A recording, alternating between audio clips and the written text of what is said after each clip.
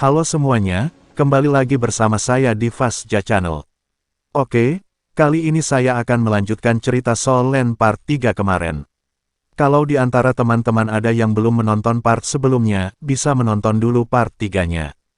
Biar bisa lebih memahami alur ceritanya. Oke, berikut kelanjutan dari part sebelumnya. Yang dimana Guru Zhao dihajar habis-habisan oleh Tang Hao sampai babak belur. Dan di sini Tang Hao berpesan kepada Fulender dan Guru Zhao agar menjaga Tang San. Keesokan paginya, Tang San sudah sadar dari ketidaksadarannya. Yang dijaga oleh Oscar, dan memperkenalkan dirinya kepada Tang San yang juga memiliki level 29 di level jiwanya. Dan dengan Tang San yang mempertanyakan keadaan Xiao Wu, yang syukurnya baik-baik saja setelah istirahat satu malam lagi.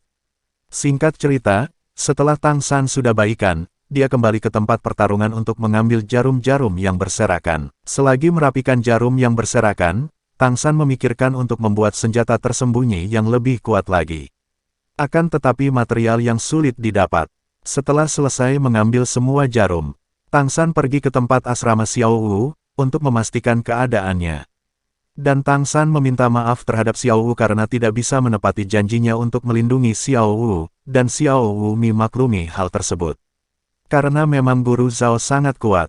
Setelah itu Tang San dan Xiao Wu jalan-jalan keliling desa, dan berjumpa dengan sepasang kekasih yang lagi bertengkar.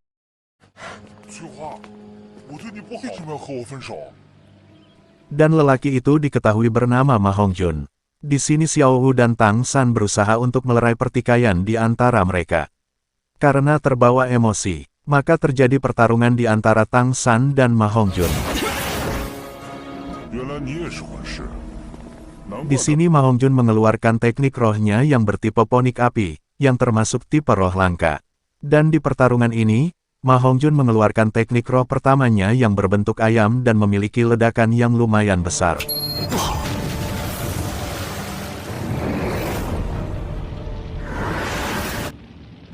Syukurnya, Tang San masih sempat menggunakan rumput biru peraknya untuk menangkis ledakan tersebut.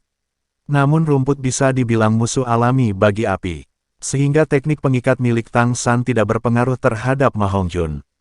Maka dari itu Xiao Wu berinisiatif untuk menyerang langsung dengan serangan jarak dekat. Dan berhasil menyerang Ma Hongjun dengan menggunakan teknik pertamanya. Tidak lama kemudian datang Dai Mubai untuk melerai pertarungan mereka. Dan menjelaskan kepada Tang San dan Xiao Wu kalau Ma Hongjun adalah salah satu dari 3 murid terdahulu yang pernah diceritakan Dai Mubai. Diceritakan kalau roh bela diri Ma Hongjun adalah roh bela diri yang bermutasi menjadi lebih kuat, yang sebenarnya kalau dilihat dari background keluarganya, hanyalah roh burung tanpa memiliki kekuatan, kejadian yang sama yang dialami oleh Grandmaster. Akan tetapi yang terjadi kepada Ma Hongjun, dia menjadi lebih kuat sedangkan Grandmaster menjadi lebih lemah. Akan tetapi, akibat dari efek samping dari mutasi Ma Hongjun, membuatnya sulit untuk mengendalikan amarah dan apinya.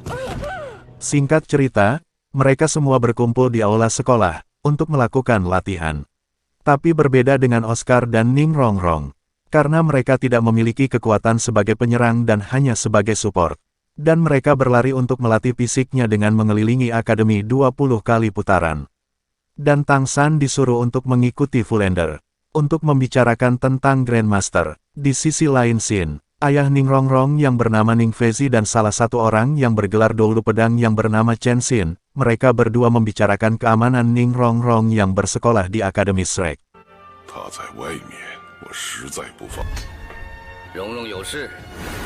Yang tidak mendapatkan persetujuan oleh Chen Xin. Akan tetapi Ning Fengji bersikeras untuk melepas Ning Rongrong untuk belajar di Akademi Shrek, supaya mendidiknya menjadi anak yang mandiri. Kembali ke Akademi Shrek, di mana Oscar dan Ning Rongrong sudah kembali dari latihan yang disuruh oleh Fulender. Akan tetapi Fulender mengetahui, kalau mereka berdua melakukan kecurangan, dan Fulender menyuruh Oscar untuk berlari lagi 20 kali putaran. Sedangkan Ning Rongrong dengan angkuhnya dia berdebat dengan Fulender, karena dia sebagai putri dari Sekte 7 Pagoda Harta. Yang termasuk dalam sekte terkaya, akan tetapi di Akademi Shrek tidak memandang keturunan ataupun tahta untuk menjadi murid Shrek. Singkat cerita, pada malam harinya, Fullender mengajak mereka semua ke tempat pertarungan Master Jiwa, kecuali Ning Rongrong yang tidak ikut. Untuk melatih kekuatan dan kekompakan mereka. Di sini Fullender berharap agar Monster Strike bisa mendapatkan lencana perak sebelum kelulusan mereka, di mana ada 8 level tingkatan dari pertandingan tersebut, yaitu besi, tembaga, perak, emas, emas ungu, permata, rubi, dan berlian. Akan tetapi tidak mudah untuk mendapatkan kemenangan dari pertandingan, karena petarung akan diurutkan berdasar level jiwanya. Bahkan Dai Mubai saja, sejak level 29, sudah memenangkan 29 pertandingan dan mengalami 27 kali kekalahan. Dan setiap kemenangan mendapatkan 1 poin, apabila kalah dikurang 1 poin. Yang berarti Dai Mubai hanya memiliki 2 poin. Dari sistem pertarungan bisa dipilih 1 versus 1, 2 versus 2, atau pertarungan kelompok. Setelah melakukan pendaftaran, maka Tang San dan Xiao Wu memilih melakukan pertarungan 1 versus 1 dan 2 versus 2. Karena dalam satu hari hanya bisa 1 kali melakukan pertarungan. Akan tetapi bisa berbeda pertandingan. Diawali dengan pertarungan Xiao Wu dengan lelaki berbadan besar. Dan yang pastinya pertandingan pun dimenangkan oleh Xiao Wu, dengan begitu mudahnya menggunakan teknik pertamanya.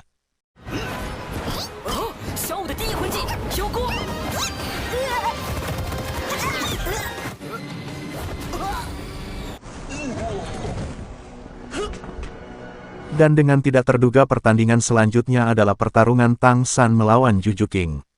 Dan dengan sedikit menahan diri, Tang San pun juga berhasil memenangkan pertandingan.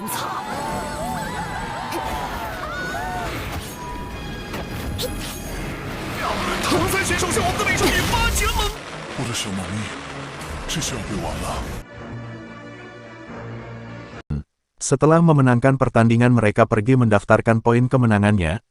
Setelah itu, Tang San dan Xiao Wu pun langsung pergi ke arena pertandingan 2 versus 2. Dan mereka melawan 2 orang yang membawa palu. Kita sebut saja namanya si palu kembar. Si palu kembar bisa dibilang memiliki kemampuan yang luar biasa dan bisa menghancurkan rumput biru perak Tang San dengan mudah. Sampai di mana Tang San menggunakan teknik keduanya, yang berbentuk parasit, yang bisa tumbuh di dalam tubuh lawannya. Dan membuat mereka berdua terkekang dan hanya melemparkan palunya dengan kendalinya. Akan tetapi dengan serangan kuat palunya hampir saja mengenai Xiao Wu dan untung saja sempat ditangkis oleh Tang San. Tetapi hal itu membuat dirinya terpental. Dan karena hal itu juga, membuat Xiao Wu marah besar. Dan mau membunuh lawannya menggunakan senjata tersembunyi. Syukurnya Tang San masih sempat membelokkan arah senjatanya. Dengan teknik yang dia miliki. Karena si palu kembar sudah terkekang, maka pertandingan pun dimenangkan oleh Tang San dan Xiao Wu. Singkat cerita, mereka semua kembali ke akademi. Karena hari sudah larut malam, dan kembali terjadi perdebatan antara Ning Rongrong dan Dai Mubai. Dengan sifat angkuh dan manjanya Ning Rongrong, yang selalu membanggakan sektenya. Karena sebab perdebatan itu, membuat kehabisan kesabaran Dai Mubai, dan sempat menyerang Ning Rongrong dan dilerai oleh Tang San yang juga ada di sana. Dan Tang San bukannya membela Ning Rongrong, malahan menyuruh Ning Rongrong pergi dari akademi karena sifat arogannya. Dan hanya Oscar yang memberikan nasihat terhadap Ning Rongrong. Dan nasihat tersebut membuat Ning Rongrong sadar, dan pada keesokan paginya, malahan Ning Rongrong yang lebih awal berada di lapangan.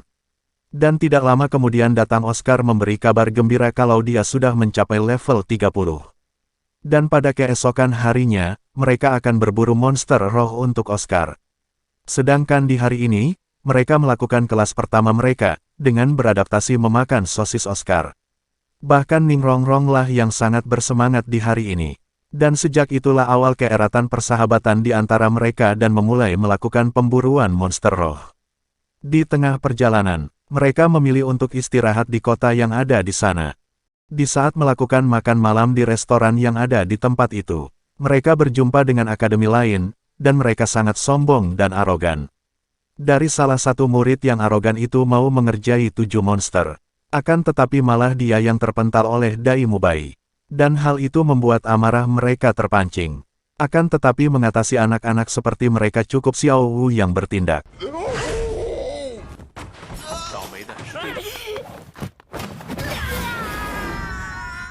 Karena semua murid dikalahkan Xiao Wu, maka gurunya yang memiliki roh penyu dan berlevel jiwa 50 pun turun tangan.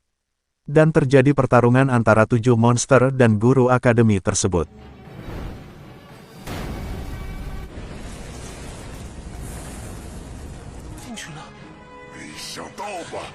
Yang dimana guru itu mampu menahan semua serangan Dai Mubai, Tang San, Ma Hongjun dan Juju King. Yang mengejutkan, guru itu bukan hanya memiliki kekuatan bertahan, akan tetapi juga memiliki kekuatan serang yang cukup kuat.